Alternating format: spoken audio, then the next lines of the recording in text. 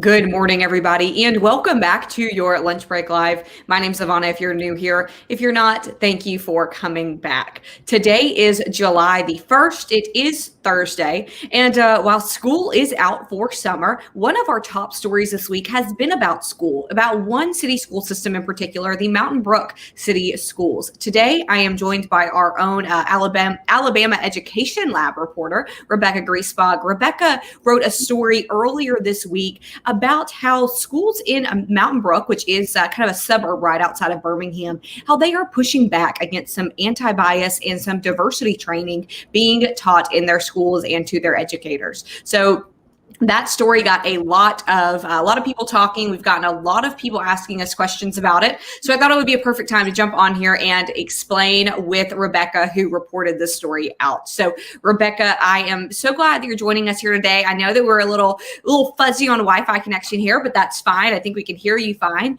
So first, we're going to leave a link to your story here so people can really read it and get the in-depth look. But this has been a big talker, not only with just Mountain Brook in the story and their schools being the focus, but also with the national focus on critical race theory. So first, tell me about what exactly kind of the heart of this story is, and then we'll get into kind of how it links with critical race theory.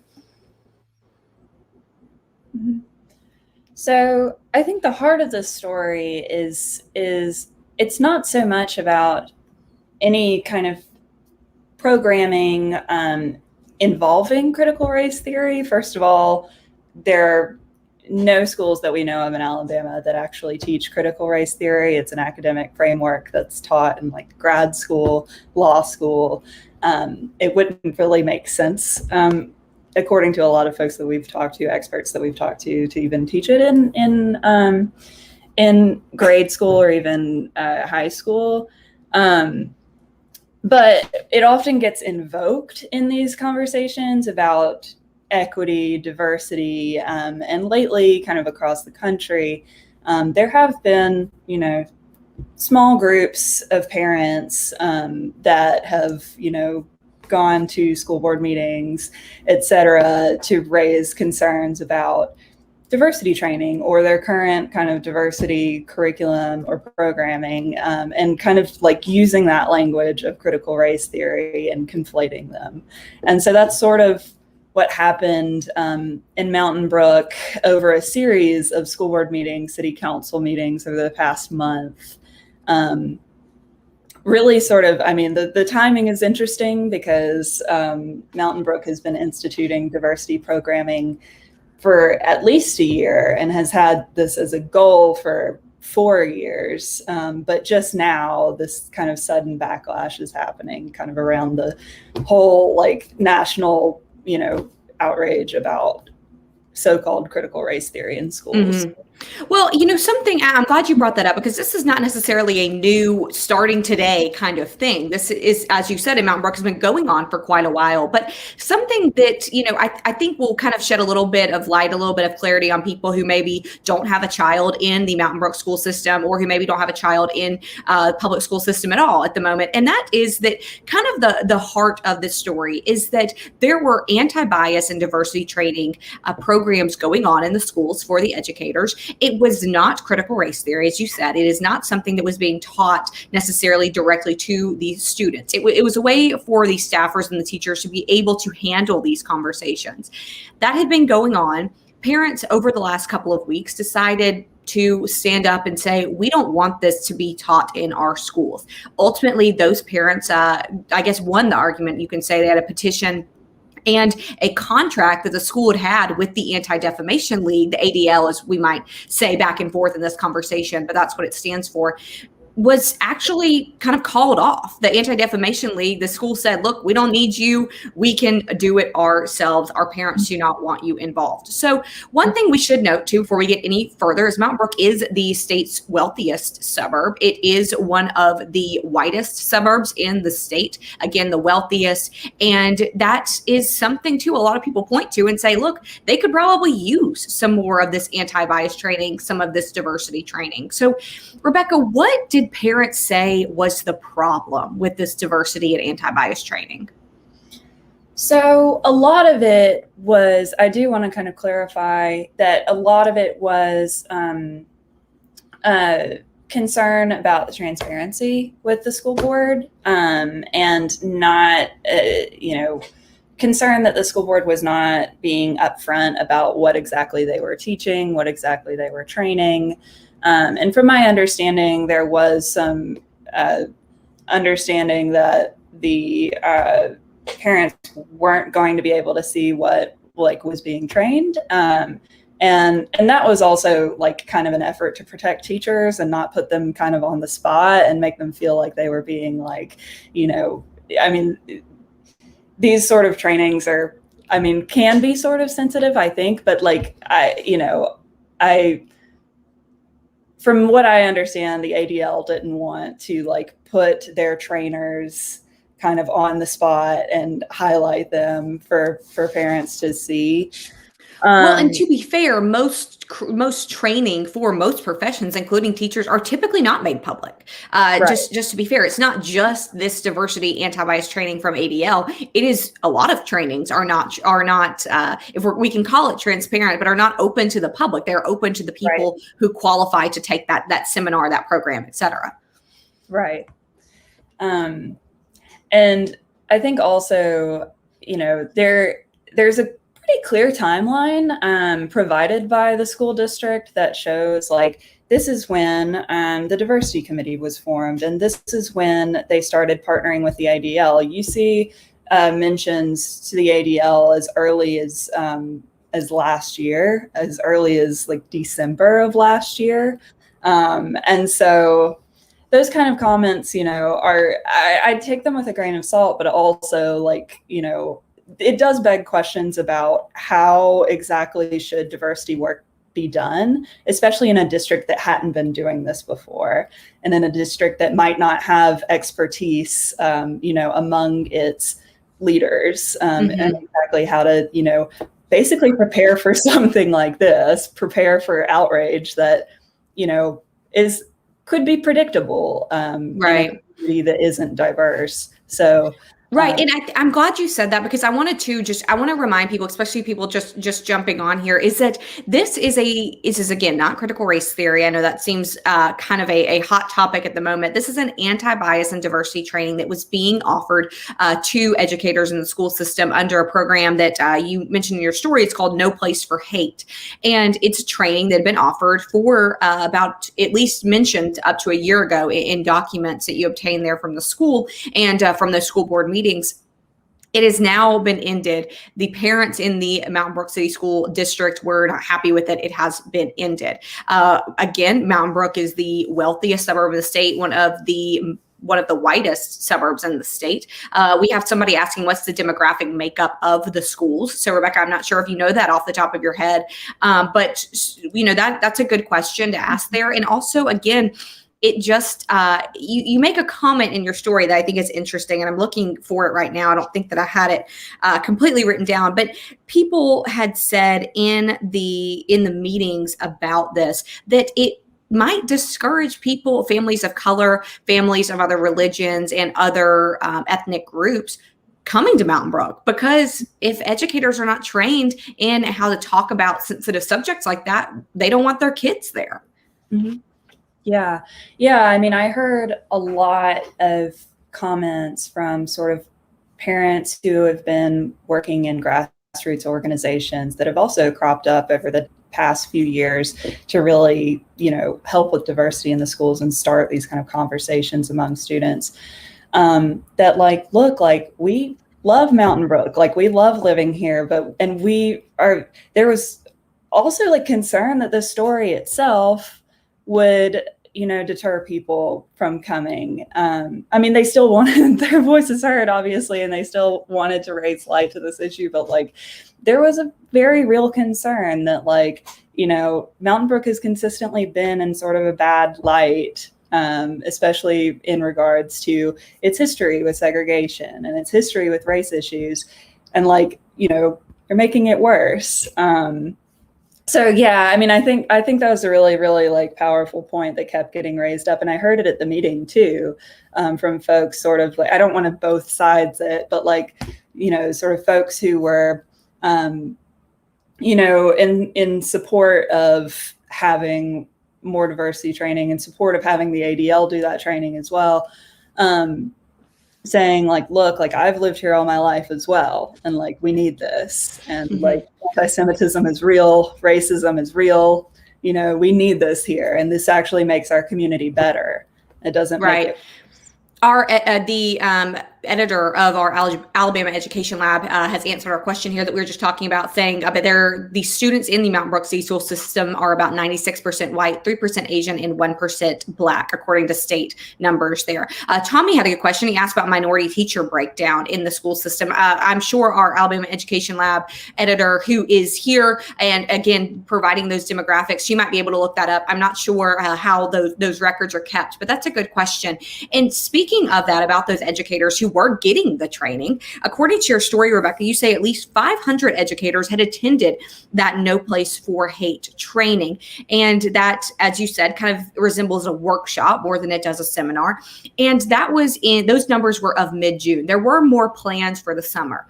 Again, that was a program that was put on by Anti-Defamation League. Now that the school and the school board says that they're not going to continue that contract or that relationship, whatever you want to call it, what happens there? Are those scheduled trainings going to happen? Are they not going to happen?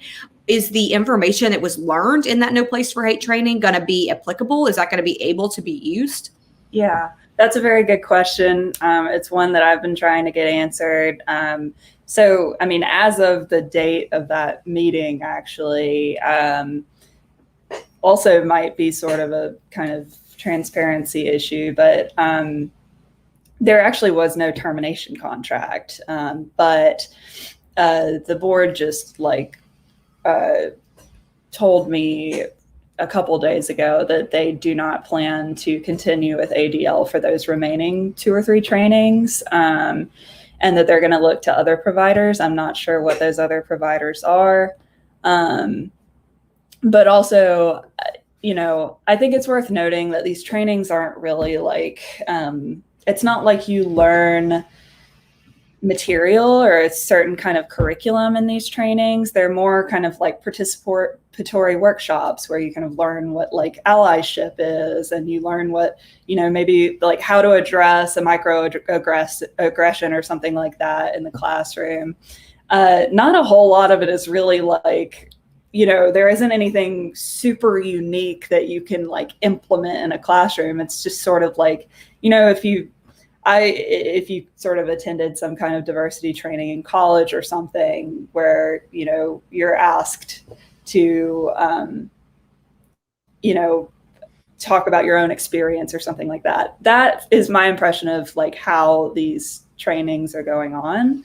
So I don't really know how you could like unlearn that or, undo that. And I don't know if teachers are getting kind of recompensated for their time or anything like that either. But that's a good question.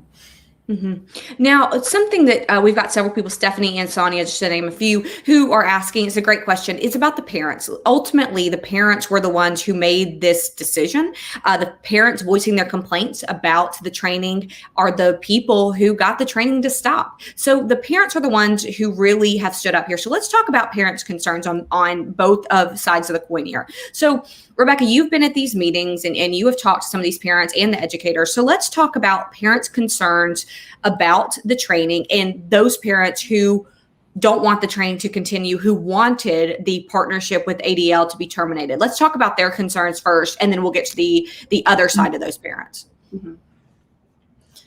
So I think, 2 concerns are past the concern about the transparency. One is, working with the ADL itself. Again, I think it's worth noting that this is only kind of popped up as a concern recently throughout these sort of national conversations about critical race theory, and not at the district's first notice of, working with the ADL. From my understanding, a lot of parents heard about this through like a magazine article that was published earlier this summer about it. And the main concern with the ADL is that they are in line with controversial issues and increasingly partisan. So that is one issue. And then the other concern is that I've noticed kind of at these meetings is this, like, we want to be sort of in control of what our kids teach and we want to, or what our kids learn. And we want to have like kind of ownership over that.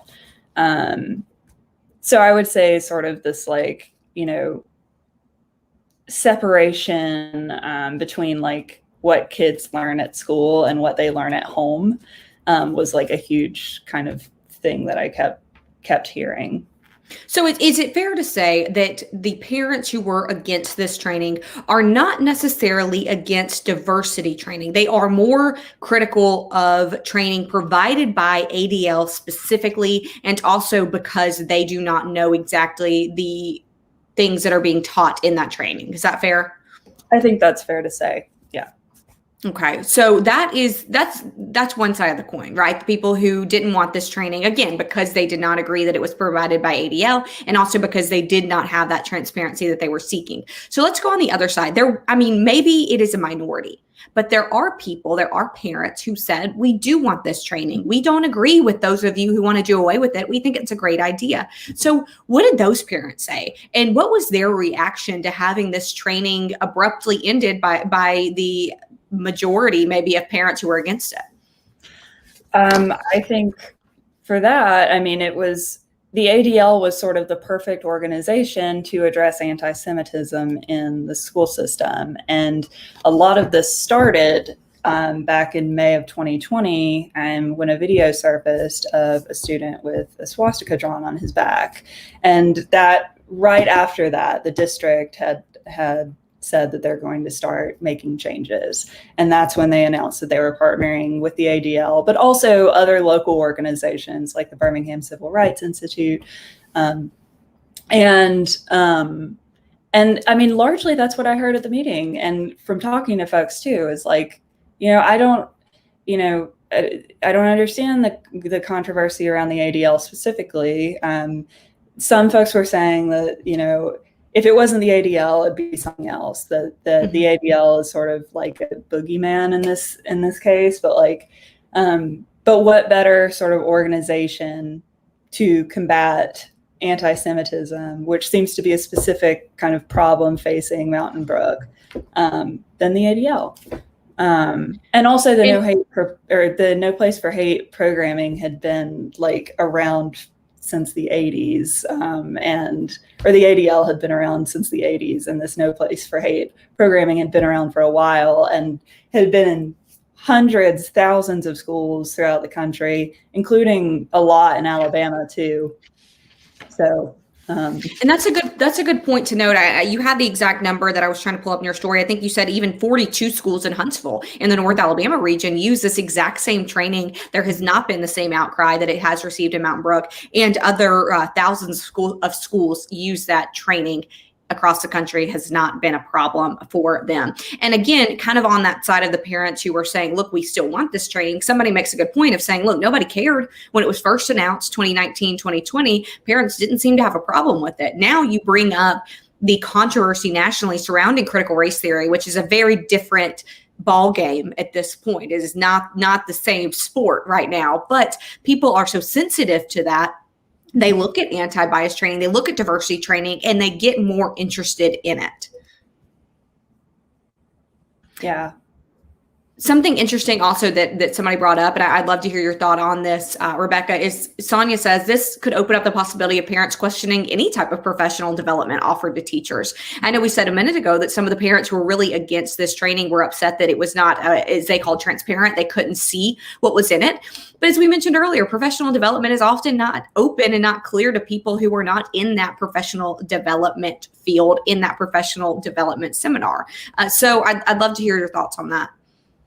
Yeah, that's an interesting point that I hadn't really thought of before. But and I'm not sure what kind of safeguards like a district has, exactly against that. But, I do think this whole kind of incident really does speak to the power that some small, especially like wealthy communities like this, like the power the parents have to really make decisions in their children's education, for better or for worse. Like I do think that it could maybe open up doors to be critiquing other things. Mm-hmm. But I do think like this sort of outrage against critical race theory definitely was a huge motivator. And I heard that, like, even though it was not mentioned really in any of the programming or anything like that, and the administrators had said repeatedly that this doesn't have anything to do with critical race theory. The ADL said that they do not teach critical race theory. That it kept, like, in my conversations with the parents who were against the diversity programming, like, kept hearing those words, critical race theory. So I do think a lot of it is the political motivation. And it should be noted, again, looking through some of these comments, that this anti-bias and diversity training was not something that was going to be incorporated in the curriculum and taught to students. This was strictly for teachers, educators, and kind of a professional development, as we said, seminar and workshop for those educators. It was not for the children or for the students. And Stephanie, I believe it was Stephanie, it's gone up in my comment thread here, had asked about other schools teaching critical race, or not critical race theory, excuse me, who are teaching this ADL, No Place for Hate, to their teachers and educators.